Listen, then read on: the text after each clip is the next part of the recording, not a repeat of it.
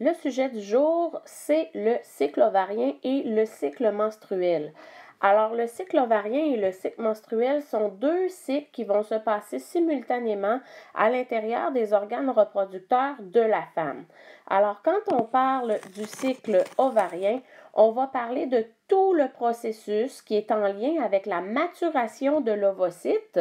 Donc, à l'intérieur de l'ovule, comme on voit sur l'illustration en bas à gauche, et aussi tout le processus de maturation du follicule. Donc, le follicule, c'est comme le petit nid de l'ovule à l'intérieur de l'ovaire. Donc, une fois que l'ovule a été libéré de son follicule, le follicule va se transformer et devenir ce qu'on appelle un corps jaune.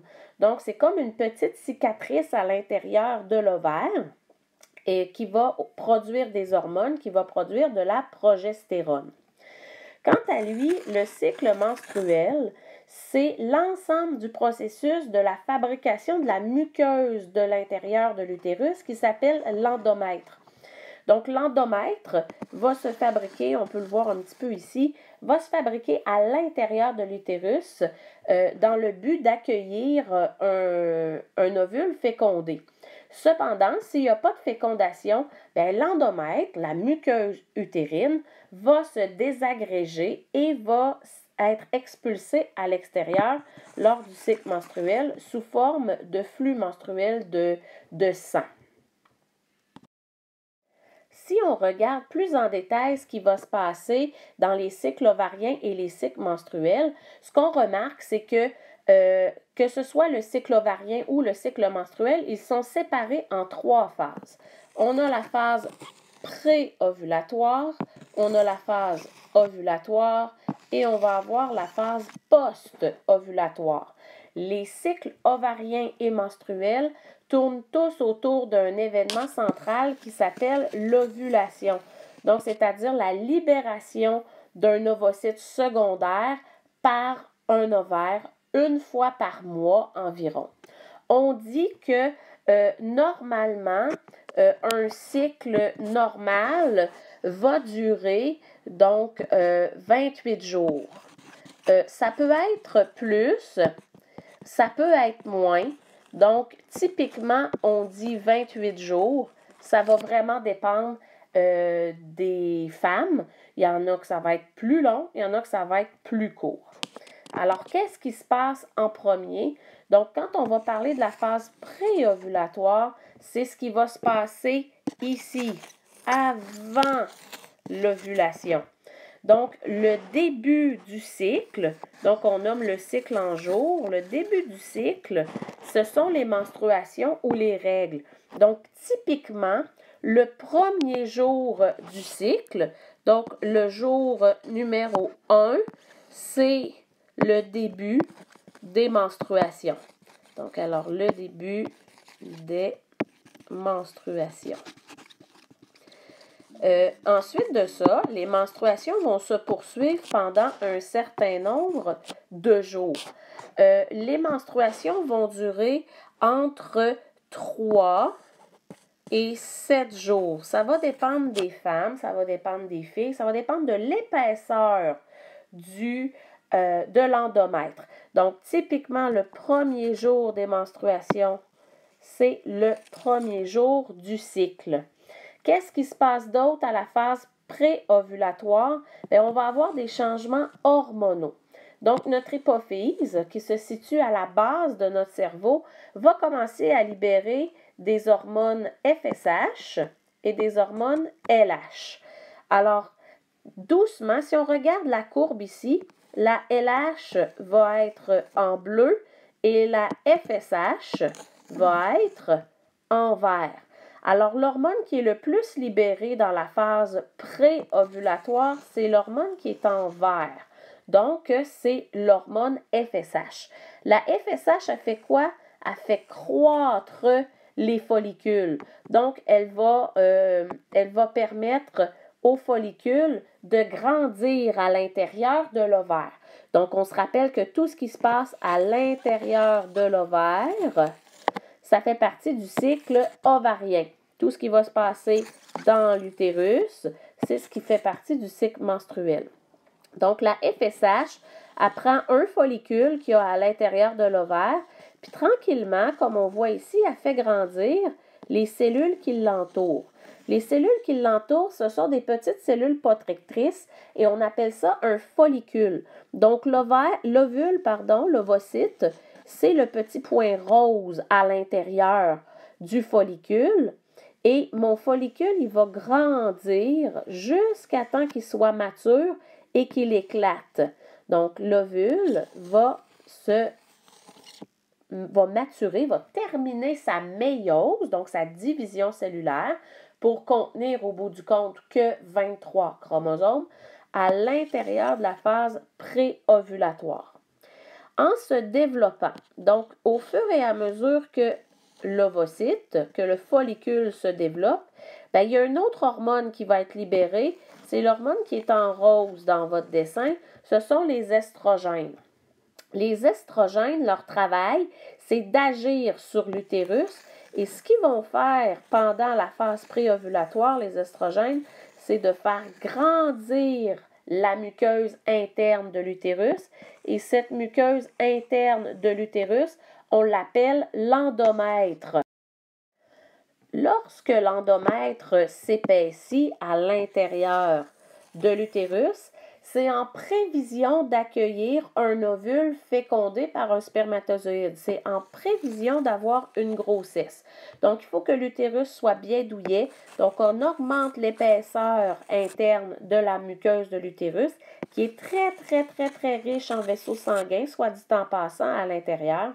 Et la muqueuse bien épaisse va faire un environnement favorable à l'anidation d'un ovule fécondé. Une fois que mon follicule est bien mature, il va se passer un événement majeur, ça s'appelle l'ovulation. L'ovulation, il fait partie de la phase ovulatoire. Et qu'est-ce qui se passe au niveau de la phase ovulatoire? Tout d'abord, mes estrogènes sont très élevés à l'intérieur de mon sang. Alors, ça va faire en sorte que l'hypophyse va venir sécréter une hormone qui s'appelle l'hormone LH. Et l'hormone LH va faire éclater le follicule et libérer l'ovocyte secondaire, à l'intérieur de la trompe de Fallope. Alors, tranquillement, l'ovocyte secondaire va descendre à l'intérieur de la trompe de Fallope, à la phase ovulatoire. La phase ovulatoire, elle dure environ 24 heures. Donc, la fenêtre d'opportunité pour la fécondation, c'est 24 heures. Alors, l'ovule ne vit pas plus longtemps que ça. Et si vous vous rappelez, on a vu que les spermatozoïdes, eux, vivaient jusqu'à 72 heures. Donc, il peut y avoir une relation sexuelle avant l'ovulation et qu'on est encore à l'intérieur des voies génitales féminines des spermatozoïdes vivants et qu'il y ait fécondation. Donc, la phase ovulatoire, 24 heures maximum pour la durée de vie de l'ovocyte. Donc, je pourrais vous l'écrire. Alors, c'est la durée de vie de l'ovocyte. Qu'est-ce qui se passe une fois que l'ovocyte a été libéré? Bien, regardez ici au niveau des hormones. Les hormones baissent. Donc, la FSH qui est en vert, elle va diminuer. La LH qui est en bleu, elle a fait un pic, juste avant l'ovulation. Elle diminue aussi. Et là, j'ai une nouvelle hormone qui va être produite en grande quantité. C'est la progestérone. Alors, une fois l'ovulation terminée, on passe à la phase post-ovulatoire. Et lors de la phase post-ovulatoire, ça dure toujours 14 jours. Jamais plus, jamais moins. Et ça, c'est peu importe si le cycle menstruel est de 28 jours, 32 jours, 21 jours. La phase post-ovulatoire, elle dure toujours 14 jours. La phase pré-ovulatoire, elle va avoir une durée qui va être variable. Donc, ça va dépendre du cycle menstruel et ovarien de la femme. Sa durée va être variable. Tandis qu'au niveau de la phase post-ovulatoire, on a toujours un 14 jours. Qu'est-ce qui se passe d'autre dans la phase post-ovulatoire? Alors, l'ovocyte va descendre tranquillement dans l'utérus et le follicule, donc la petite enveloppe là ici, qui a libéré l'ovocyte, va s'endommager, va se défaire, va se transformer. Donc, il va faire comme une petite cicatrice, ça va se refermer. Et cette petite cicatrice-là, on appelle ça le corps jaune. Pourquoi le corps jaune? Il n'y a pas de raison particulière. Donc, ce corps jaune-là, son travail, ça va être de produire une hormone qui s'appelle la progestérone. La progestérone, si vous vous rappelez du cours il y a 2 cours, on a dit que la progestérone, c'était une hormone qui permettait le maintien de la grossesse, qui permettait aussi d'avoir de la lactation après la naissance d'un bébé. Donc, ma progestérone, quand elle va être produite ici, en grande quantité, regardez ce qui se passe à l'intérieur de l'utérus. La progestérone fait épaissir encore plus l'endomètre qui est à l'intérieur de l'utérus. Donc, on prévoit vraiment qu'il va y avoir une fécondation. On augmente le rythme de production de la muqueuse utérine. Qu'est-ce qui se passe aussi? Mon taux d'estrogène va faire en sorte, et de progestérone, hein, donc estrogène et progestérone ici, l'estrogène étant en rose, va faire en sorte que, regardez ici les courbes bleues et vertes, donc verte pour la FSH, et bleu pour la LH, va être à son minimum, à son plus bas. Donc, ça va faire en sorte que, comme j'ai pas beaucoup d'hormones LH, ben mon corps jaune, regardez ce qui lui arrive. Il se désintègre, il se brise.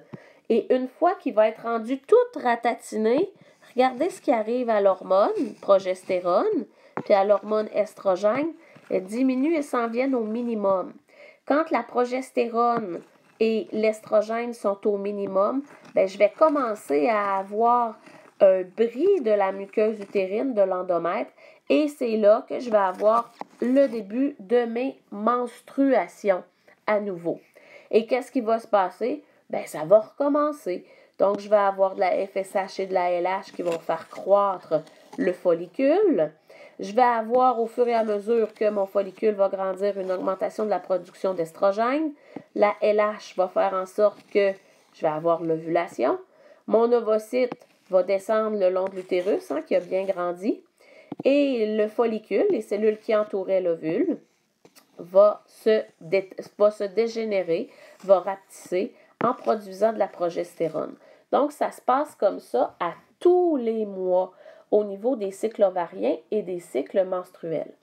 Les hormones chez les femmes, comme vous constatez ici, sont produites de façon cyclique. Il y a des baisses et il y a des descentes de production d'hormones.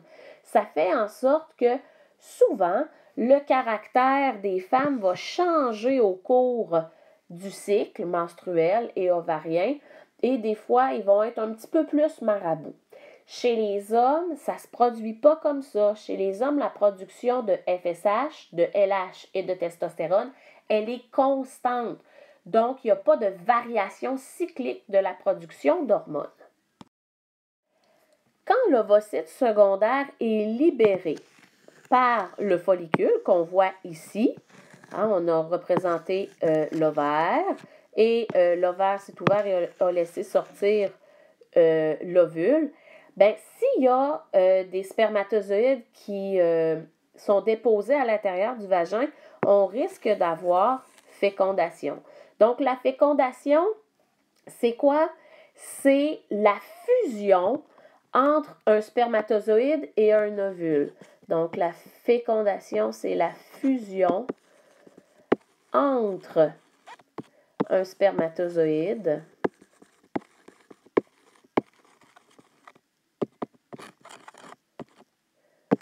et un ovule. à ce moment-là, qu'est-ce qui va se passer? Eh bien, l'ovule, une fois qu'il y a un spermatozoïde qui va être pénétré à l'intérieur, il va durcir sa membrane extérieure.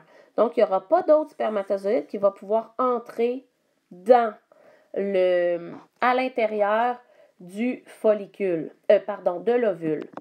Qu'est-ce qui se passe aussi? On se rappelle qu'un ovule, ça a 23 chromosomes, plus un spermatozoïde qui a lui aussi 23 chromosomes. Qu'est-ce que ça me donne au bout du compte? Ça va me donner un zygote qui va avoir à l'intérieur de lui 46 chromosomes par cellule. Un être vivant complet a 46 chromosomes par cellule. Ça vient du fait que l'ovule et le spermatozoïde sont produits par méiose. Et durant la méiose, on n'a que la moitié d'un bagage génétique qui va se retrouver dans mes cellules produites. Alors, une fois qu'il y a fécondation ici, dans le haut de la trompe de Fallope, qu'est-ce qui va se passer? Eh bien, mon corps jaune va se mettre à sécréter une hormone qui s'appelle la HCG. La HCG, c'est une hormone qu'on appelle la gonadotrophine. Gonadotrophine chorionique. Oups. Excusez-moi. Chorionique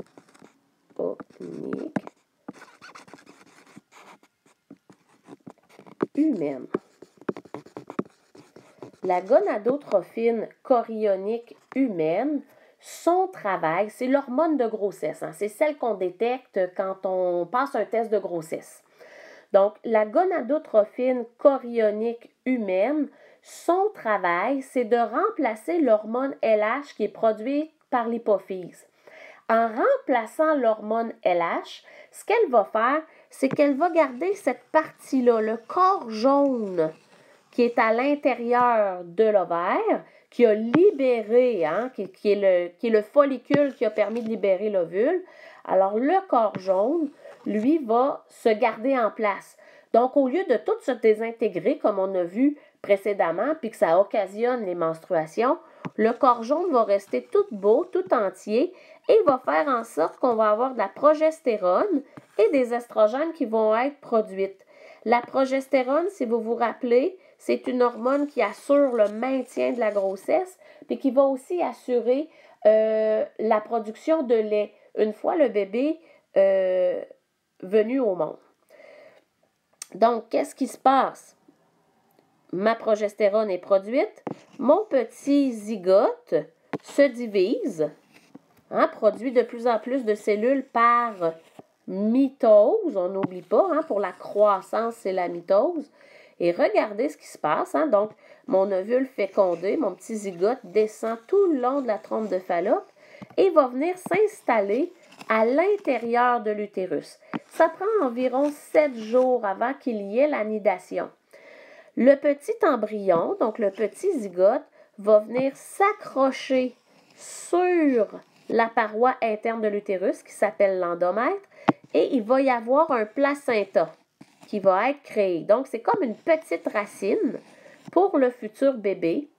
Et il va s'implanter, grâce à cette petite racine-là, au placenta dans l'utérus. Le placenta va fournir plus tard, durant la grossesse, tous les éléments nutritifs via ce que la maman va consommer, boire, respirer pour le bébé. Donc, la fécondation, ça survient suite à la libération d'un ovocyte secondaire lors de l'ovulation. Il va y avoir un spermatozoïde qui va pénétrer à l'intérieur de l'ovocyte secondaire Et là, mon ovocyte secondaire va descendre en se divisant à l'intérieur de la trompe de Fallope pour venir s'accrocher via un placenta à l'intérieur de l'endomètre de l'utérus. La progestérone va être produite par le corps jaune qui ne s'est pas désintégré vu qu'il y a eu fécondation. Et la progestérone va faire en sorte que l'endomètre ne se brisera pas et qu'il n'y aura pas de menstruation. Donc, la grossesse va pouvoir se poursuivre.